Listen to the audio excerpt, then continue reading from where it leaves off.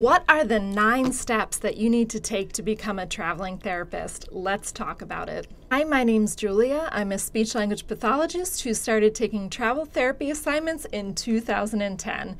Since then, I've worked everywhere in the U.S., Hawaii, West Coast, East Coast, South, and I've become a mentor to thousands of potential and current traveling therapists.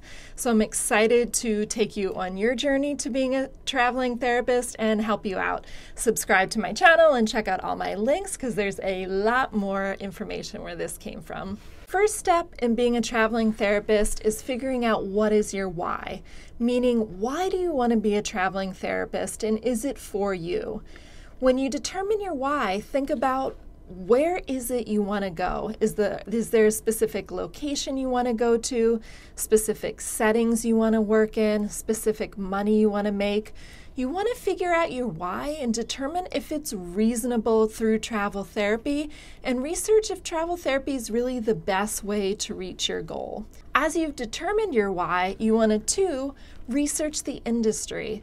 Look at all of the links and information I have here. I have a wonderful course on how to be a traveling therapist, lots of information on my website, all these YouTubes, and there's plenty of other creators out there as well who can teach you about how to be a traveling therapist. You want to do your research into the industry and find out all the ins and outs that you need to know to be successful. Is this for you and are your goals achievable through travel therapy? Next, step number 3, you need to obtain licensure in the states you want to work in. Yes, for every state you work in as a traveling therapist, you need to be licensed in that state.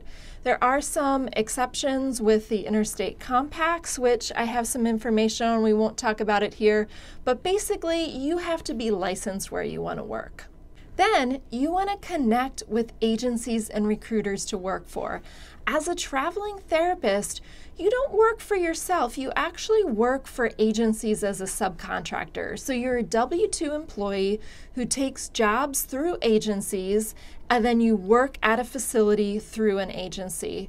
Your main point of contact for each agency you work at is your recruiter. That's the person who you talk to who's going to find you jobs and update you on positions and be your contact, your liaison for that agency. So when you know you want to be a traveling therapist, you can start to look for agencies and recruiters to work for. Next, when a recruiter brings you a job that you're interested in, or if you find a job online, you're going to submit for a job. You're going to submit for a travel therapy job. They're generally 13 weeks to 9 months, and you're going to go through the interview process by applying for a job.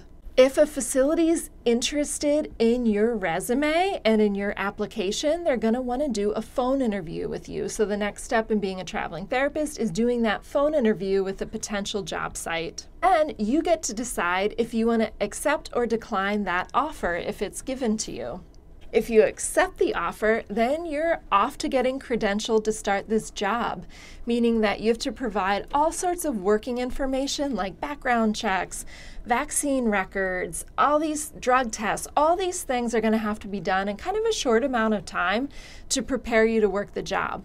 But once your credentialing's done, then you're going to move and you're going to show up at the job and you're going to start working the job for however long it is, usually 13 weeks. And then you kind of start that process all over again, like maybe halfway through your job or towards the end of your job, you're going to start looking for jobs again, applying to jobs again, interviewing for jobs. So you rinse and repeat that whole process about every 13 weeks. So those are the steps it takes to be a traveling therapist. Make sure you like this video, subscribe to my channel, and check out all the information I have because I have a lot of information about being a traveling therapist that can help you out.